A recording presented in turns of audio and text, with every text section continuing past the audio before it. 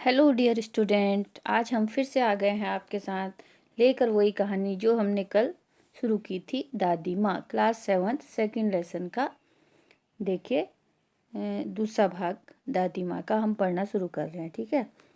किशन भैया की शादी ठीक हुई, दादी माँ के उत्साह और आनंद का क्या कहना।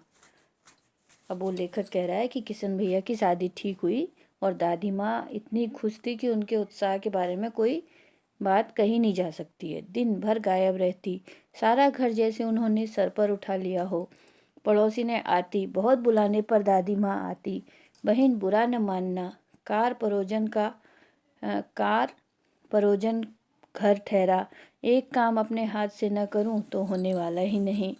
दादी माँ कहती थी कि जो भी काम मैं नहीं करूं, कोई भी काम होता नहीं है। उन्होंने सारे घर को हल्ला कर करके अपने घर में सिर में उठा रखा था। तो और कितने पड़ोसी लोग आते थे। तो ये सब इस कहानी में है। एक काम अपने हाथ से न करूं तो होता ही नहीं। आपने घर में बड़े बुजुर्गों को कहते सुना होगा कि कोई काम मैं न करूं तो होता ही नहीं है। ऐसे ही वो दादी माँ भी करती थी। जानने को यूँ सभी जानते थे कि दादी माँ कुछ नहीं करती, लेकिन सब लोग ये भी जानते थे कि दादी माँ कुछ भी नहीं करती है। पर किसी काम में उनकी अनुपस्थिति वस्तुतः विलंब का कारण बन जाती। क्यों, लेकिन वो किसी भी काम में पीछे नहीं रहती थी। उन्हीं दिनों की बात है। एक दिन दोपहर को मैं घर लौटा। अब लेखक कहता है कि जब मैं घर लौटा, बाहरी निकसार में दादी माँ किसी पर बिगड़ रही थी। तो दादी माँ किसी पर बिगड़ रही थी मतलब किसी पे गुस्सा हो रही थी। पास के कोने में दुबकी रामी चाची भी खड़ी हैं। सो न होगा धन्नो, रुपये मैया सूद के आज दे दे। तो वो उससे कहती है कि रुपये मैया सूद के आज दे दे। तेरी आंख में तो शर्म है नहीं, मांगने के समय कैसी आई थी, पैरों पर नाक रगड़ी फिरी, फिर किसी ने एक पाई भी न दी। अब लगी है आज कल करने, फसल में दूंगी। अब क्या तेरे खातिर दूसरी फसल कटेगी। तो दादी माँ ने किसी को पैसा दिया होगा, तो वो पैसा उसे नहीं लौटा रही थी। तो इसमें दादी माँ उसको कह रही है कि वो बहुत उस पर गुस्सा हो रही थी। कह रही थी कि तू कभी कह रही है कि आज दूंगी, कभी कह रही है कल दूंगी। जब तू मांगने आई थी तो तू फटाफट ले गई थी, पैसे ले गई थी हमसे, तब तुझे शर्म नहीं आई। और एक पाई, तब से तूने एक भी पाई अभी तक नहीं दी। उस समय पाई चलती थी ना, पैसे नहीं चलते थे। तो वो कहती है तुमने तब से दी नहीं, अब कब देगी तू, जब फसल कटेगी कहती है। लेकिन अब फसल भी कट गई, लेकिन तू अभी भी पैसे नहीं दिए। तो उसको बहुत दादी माँ उस पर बिगड़ रही थी। ठीक है, चलिए अब आपके समझ में आ गया होगा। अब हम आगे बढ़ते हैं। दूंगी मालकिन।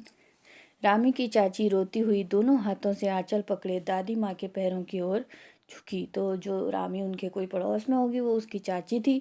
वो उन दादी माँ के पैरों की ओर झुककर बोल रही थी, बिटिया की शादी है, आप न दया करेंगी तो उस बेचारी का निस्तार कैसे होगा। तो वो कहती है कि मेरी बिटिया की शादी है, आप दया करोगी तभी कुछ हो पाएगा।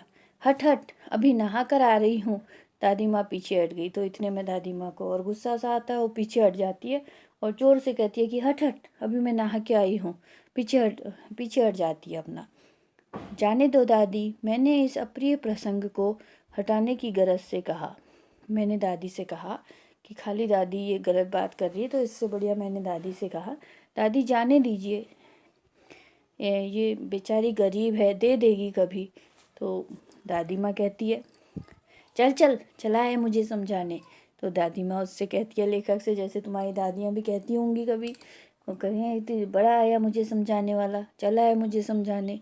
ठीक है, मतलब वो बड़ी हैं, वो सब जानती हैं और छोटों की बात को कोई महत्व नहीं देती। ठीक है, मैं चुपके से आंगन की ओर चला गया। कई दिन बीत गए, मैं इस प्रसंग को एकदम भूल सा गया। अब लेखक कहता है कि इसके बाद मैं चुपचाप आंगन की ओर चला गया और बहुत दिन बीत गए, इस प्रसंग को बिल्कुल भूल गया। एक दिन रास्ते में रामी की चाची मुझे फिर मिल गई। तो वही चाची उसे फिर मिल गई। वह दादी को पूतो फलो दूधो नहाओ का आशीर्वाद दे रही थी। मैंने पूछा क्या बात है धन्नो चाची। तो उसने विहल होकर कहा, उरिन हो गई बेटा, भगवान भला करे हमारी मालकिन का।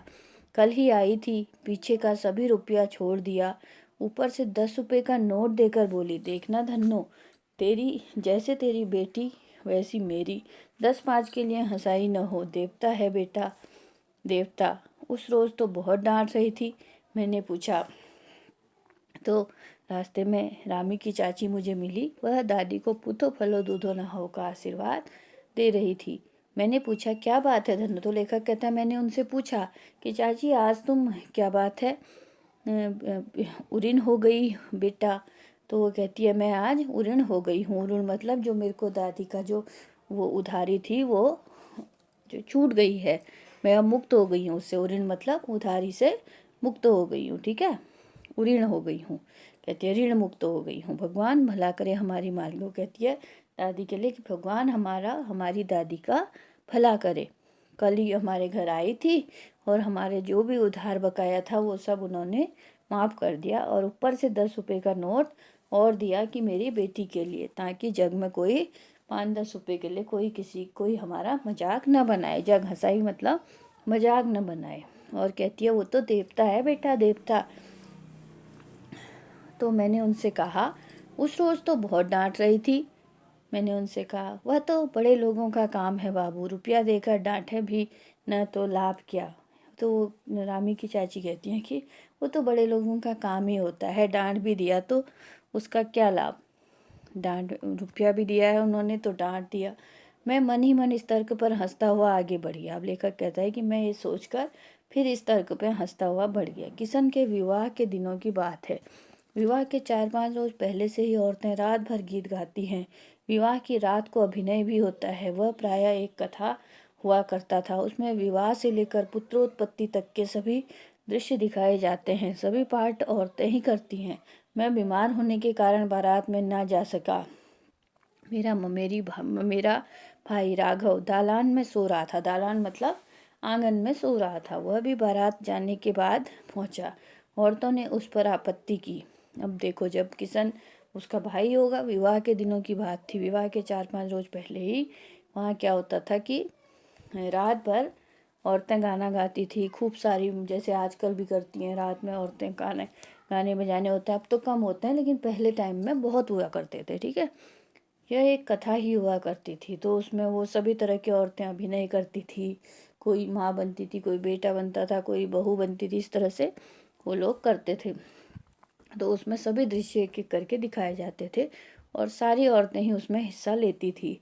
तो मैं बारात बीमार होने के कारण बारात में नहीं जा सका था, और मेरा भाई आंगन में सो रहा था। वह भी बारात जाने के बाद पहुंचा, तो औरत ने उसमें भी आपत्ति कर रही थी, मतलब उनको विरोध था कि यह क्यों है यहाँ। दादी माँ बिगड़ी, लड़के से क्या पर्दा, लड़के और बरहा का मन एक सा होता है। तो दादी माँ कहती हैं कि वो तो बच्चा है, उससे क्या पर्दा करना।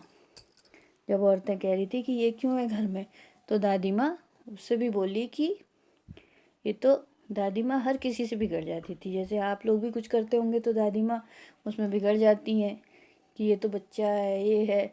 सबकी दादी ऐसी होती हैं, है ना।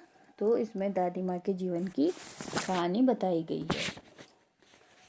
तो बच्चों, आज आपको कैसा लगा इस कहानी को सुनकर?